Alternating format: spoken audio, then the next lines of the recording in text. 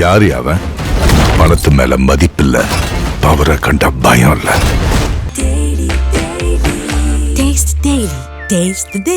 மதகஜராஜா லேட்டா வந்தாலும் லேட்டஸ்டா வரும். இன்னொரு இந்த படத்துல எனக்கு ஒரு சென்டிமெண்ட் அட்டாச்மெண்ட் என்னன்னா, என்னோட குருநாதர் மணிவண்ணன் சார் கடைசியா நடிச்ச படம் அது. அவர் நின்று ஆசீர்வாதம் பண்ணிட்டு இருப்பாருன்னு நினைக்கிறேன். ஒரு 15-20 நிமிஷம் விஷால், சந்தானம், மனோபாலா சார் வச்சு ஒரு எபிசோடு வரும். ஆனா நான் பண்ண காமெடியிலேயே வந்து எனக்கு ரொம்ப ஃபேவரட் எதுன்னு கேட்டீங்கன்னா அந்த ஒரு 20 நிமிஷம் எபிசோட். ஒவ்வொருத்தரையும் மனோபாலா சார் வந்து கேட்பாரு, எப்படா அந்த படம் ரிலீஸ் ஆகுது, அந்த படம் ரிலீஸ் ஆச்சுன்னா என் ரேஞ்சே வேற அப்படின்னு சொல்லிட்டு இருப்பாரு.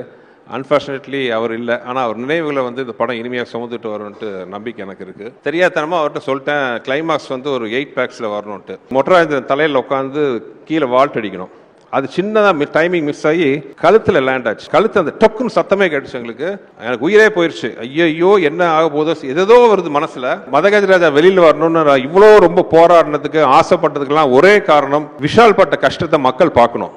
மதகஜராஜா எனக்கு ரொம்ப ஒரு ஸ்பெஷலான படம்.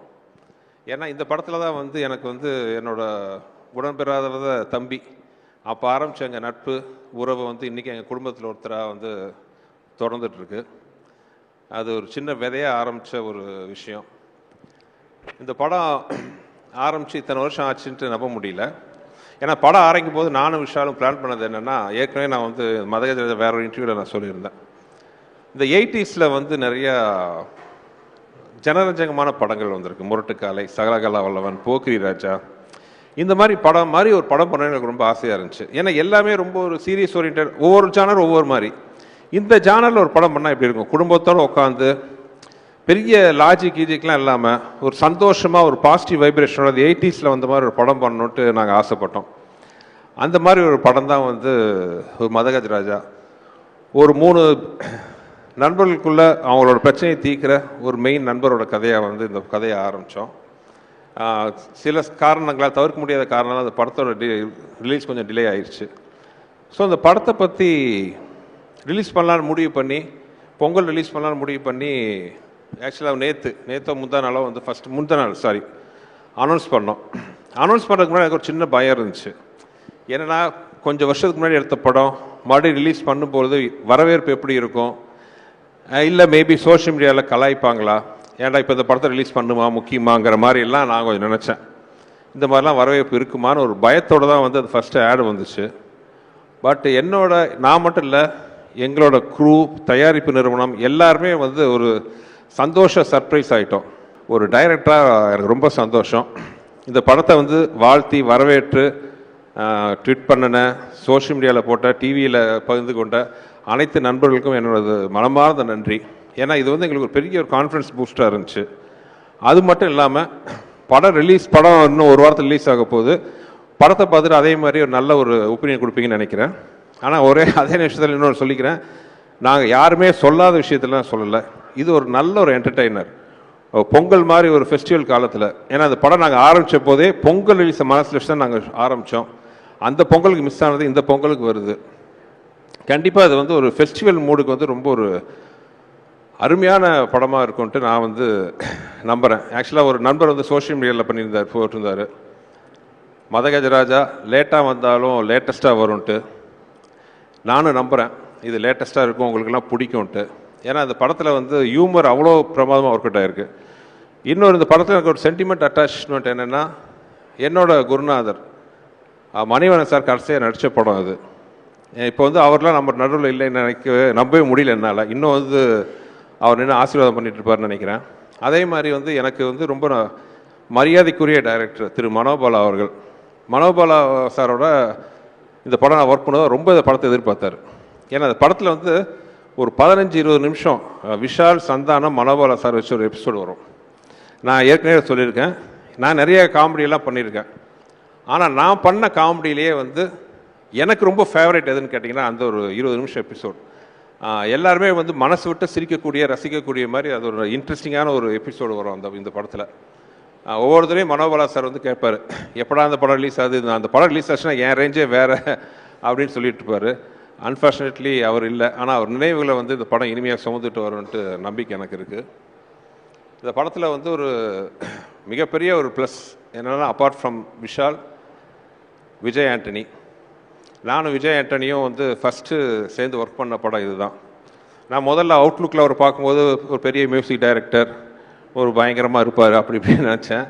ஆனால் அவர் குழந்தை, அந்த குழந்தை இன்னும் அந்த குழந்தையாகவே இருக்குது. ரொம்ப சந்தோஷம். அந்த எளிமை, அந்த வெள்ளை மனசு எல்லாமே வந்து அவர் அப்படியே இருக்குது. தேங்க்யூ விஜய், சூப்பர் மியூசிக் கொடுத்தாரு.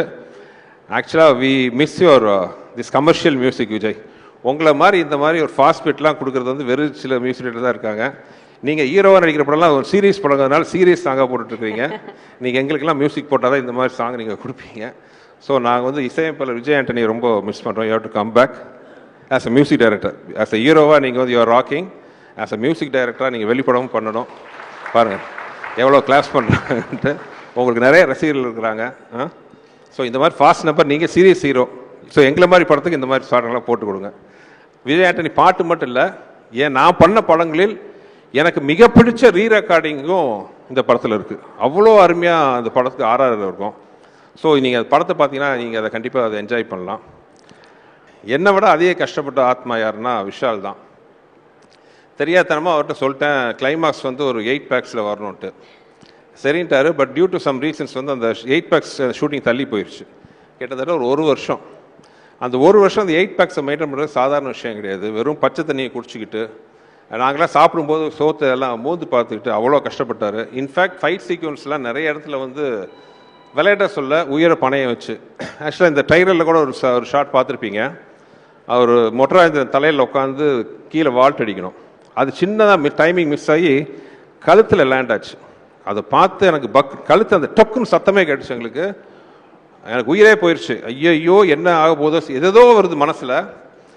நல்ல வேலையை அப்போலோ பக்கத்துலேயே நாங்கள் ஷூட் பண்ணிட்டு இருந்தோம். இமீடியட்டாக அப்போலோ கூப்பிட்டு போனோன்னா அந்த டாக்டர் பார்த்துட்டு சொன்ன ஒரே வார்த்தை, பிகாஸ் இவர் ஃபிசிக்கலாக எக்ஸசைஸ்லாம் பண்ணி அவ்வளோ ஸ்ட்ராங்காக இருக்கிற ஒரே காரணத்தினால வந்து இதனால் எந்த வித பாதிப்பு இல்லைன்னு சொன்னார். ஆனால் அதை பற்றி இவர் கவலை பண்ணாமல் இமீடியட்டாக வந்து அடுத்த ஷாட்டுக்கு ரெடி ஆகிட்டார். ஸோ படத்தில் ஆக்ஷன்ஸ்லாம் ரொம்ப நல்லாயிருக்கும். எஸ்பெஷலி இந்த கிளைமாக்ஸ் சாங். கிளைமாக்ஸ் வந்து 2 மலைகள் மோதிக்கிற மாதிரி ஒரு ஃபைட் சீக்வன்ஸ் வரும். அதில் வந்து சோனு சூட் ஃபஸ்ட் டே வந்து சோனு சூடோட சட்டையெல்லாம் கழிச்சு ஒரு பேர் பாடியில் வர மாதிரி அவரை பார்த்தோன்னா நாங்களாம் வாயை பொழுந்துட்டோம். சும்மா ஒரு 6.25 அடி உயரத்தில் பாடி 6 பேக்லாம் வச்சுட்டு அப்படி இருந்தார். எப்பா என்ன மாதிரி இருக்காருப்பா சோனு சூடு. நாங்கள் ஷூட் பண்ணும்போதே பயந்தோம். அடுத்த நாள் வந்து நம்ம கருப்பு தங்கம் வந்து சட்டையை கழட்டினார்.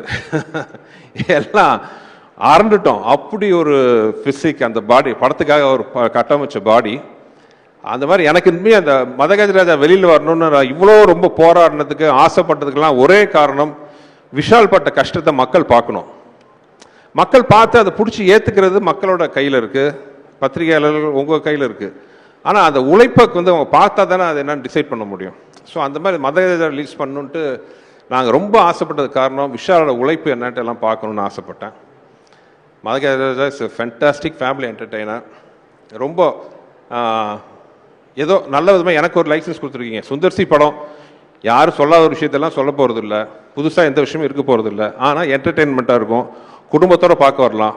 மினிமம் ஒரு படத்தில் ஒரு 15 நிமிஷமாச்சும் உங்கள் மனசார சந்தோஷப்பட்டீங்கன்னா அதுதான் நீங்கள் எனக்கு கொடுக்க போகிற மிகப்பெரிய பரிசாக நான் இது வரைக்கும் நினச்சிட்ருக்கேன். மதகஜராஜா அந்த அனுபவத்தை உங்களுக்கு கொடுக்கணும்னு நான் நம்புகிறேன். பார்த்து நீங்கள் எல்லாருமே சப்போர்ட் பண்ணணும். பொங்கலுக்கு பத்திரிகைகள் உங்கள் முன்னாடி வந்து நின்று எப்பவும் போல் நான் வேண்டி கேட்டுக்கிறேன். படத்தை நல்லபடியாக மக்கள்கிட்ட போய் சேர்த்தணும். நீங்கள் படம் பாருங்கள், ரசிப்பீங்கன்னு நம்புகிறேன். வேறு என்ன சொல்கிறது, உங்களுக்கு எல்லாருக்கும் இந்த படத்தை பற்றி தெரியும்.